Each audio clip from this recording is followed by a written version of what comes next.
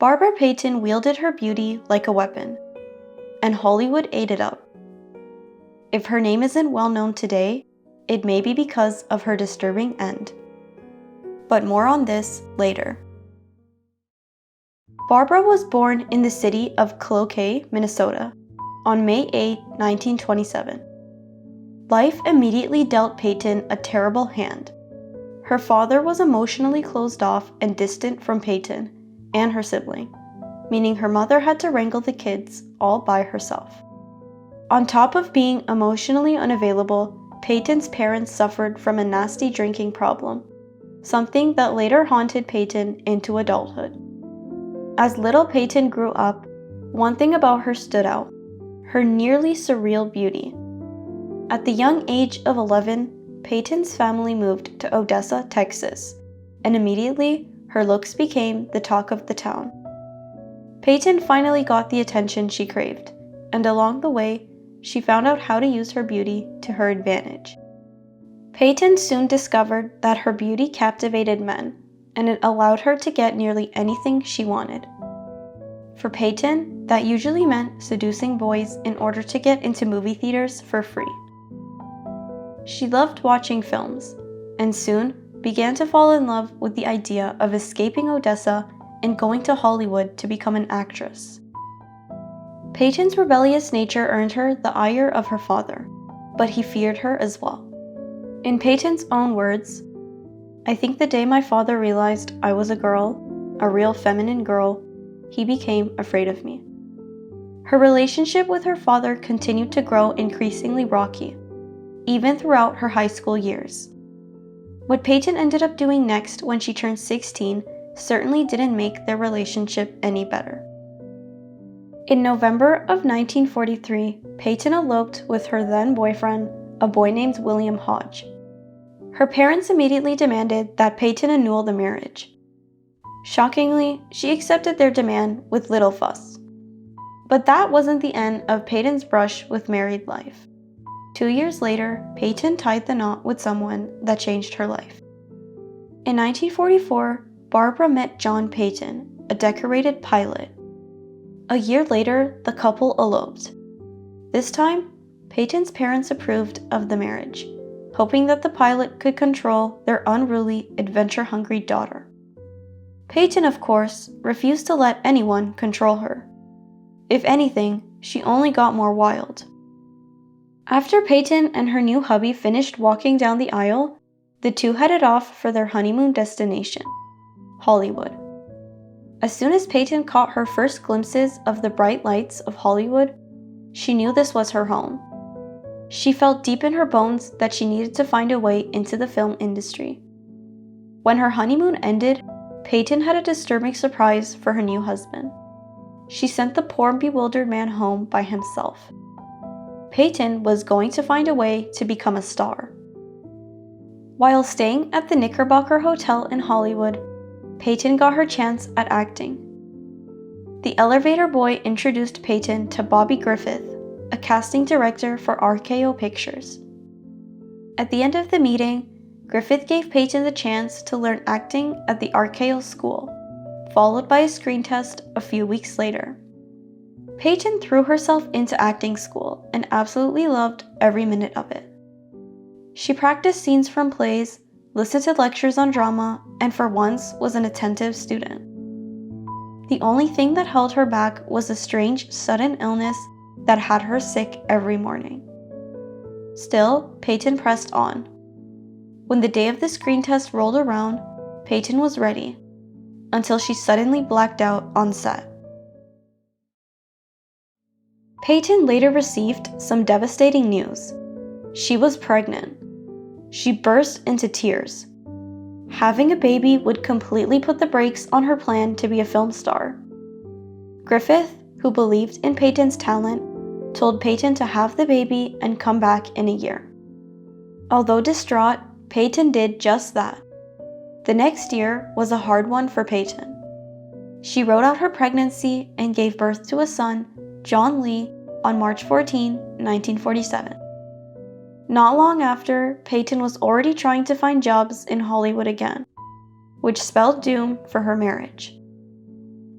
With Payton's career keeping her extremely busy, her marriage began to fall by the wayside.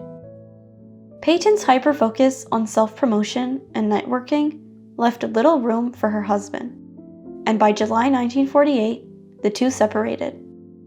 Payton filed for divorce soon after.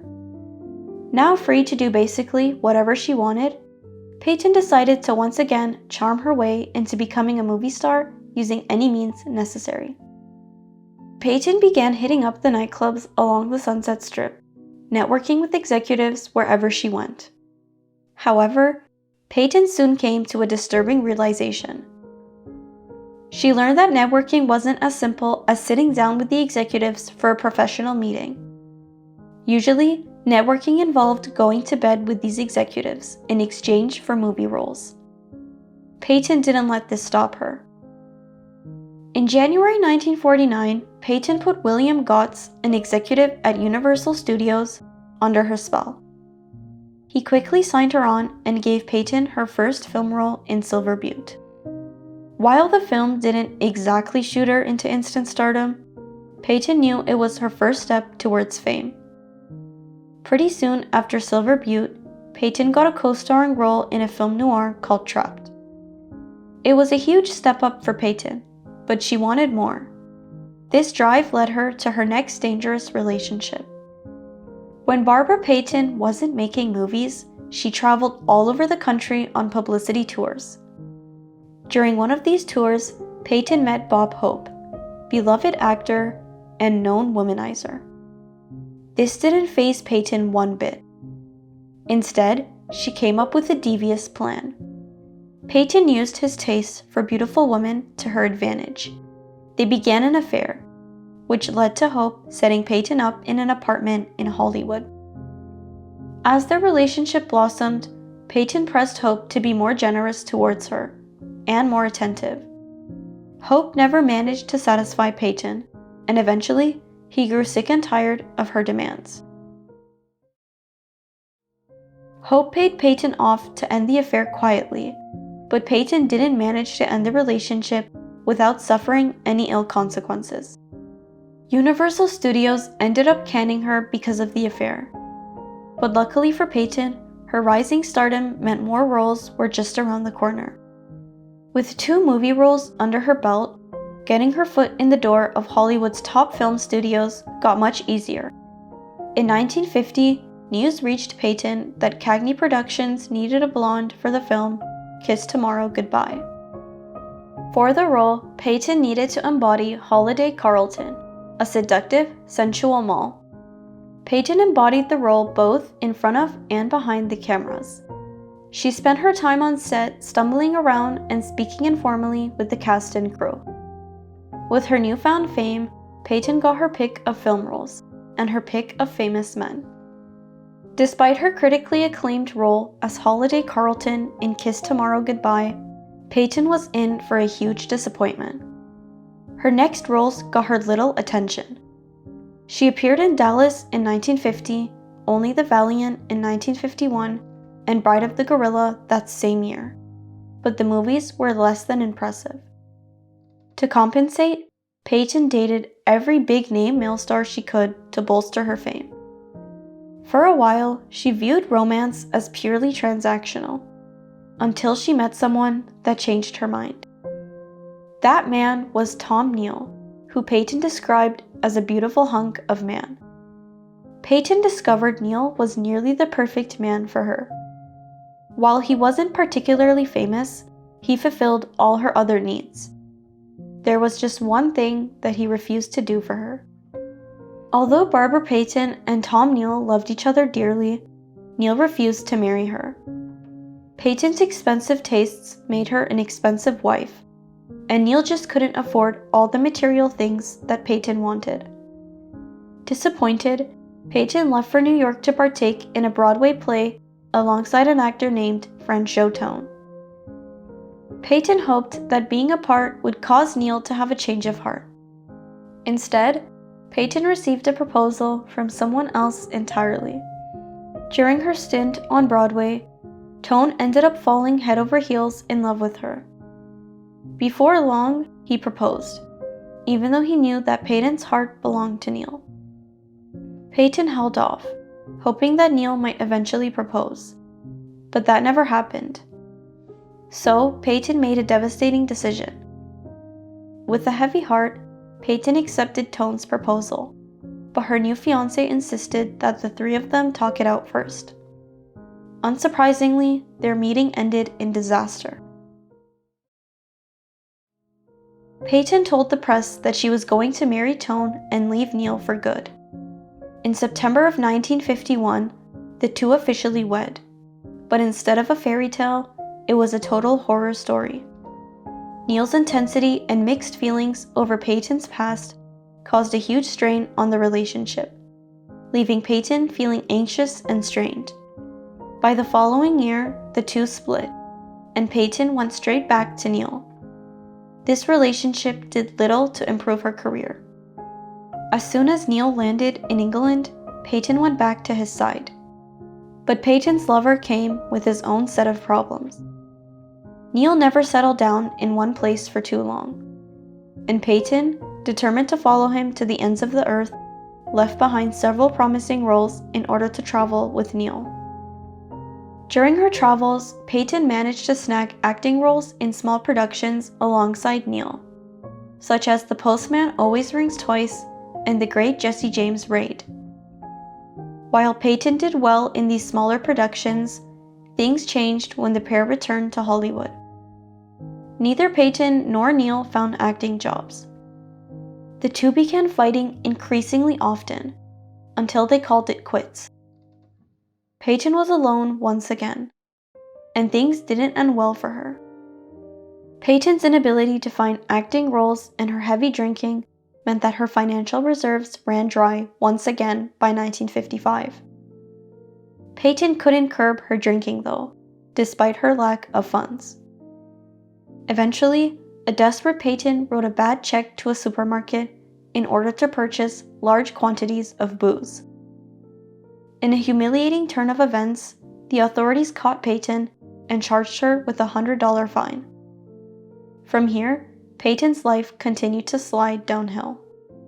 Payton didn't have much luck in securing film roles. One particular producer then made a proposal that signaled the beginning of the end for Payton.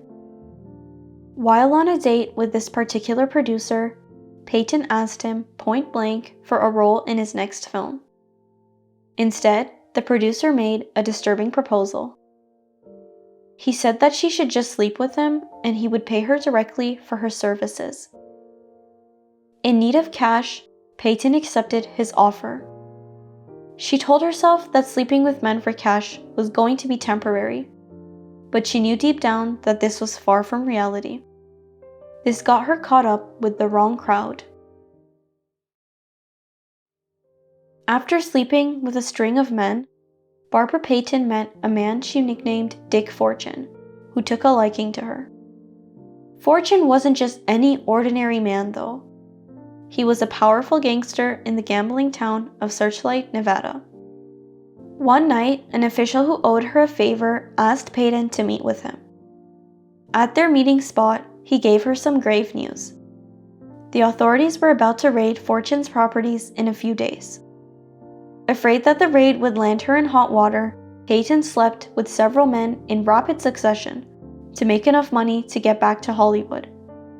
She then quickly flew back to Los Angeles, only to make a horrifying discovery. By the 1960s, Payton's drinking and newly acquired addiction to illicit substances rapidly made it difficult for her to command high prices for her nightly services. Her condition worsened when her lack of money forced her to live in squalor on Sunset Boulevard. Payton's drinking eventually got so bad that the authorities found her passed out near a dumpster on Sunset Boulevard in February 1967. They offered to get her a spot in a detoxification unit, but Payton flatly refused the offer, declaring that she would rather drink her life away. With little recourse, a county social worker drove Payton to her parents' home in San Diego, hoping they would help. This decision ultimately sealed Payton's fate. When the social worker dropped Payton with her parents, their reaction was chilling.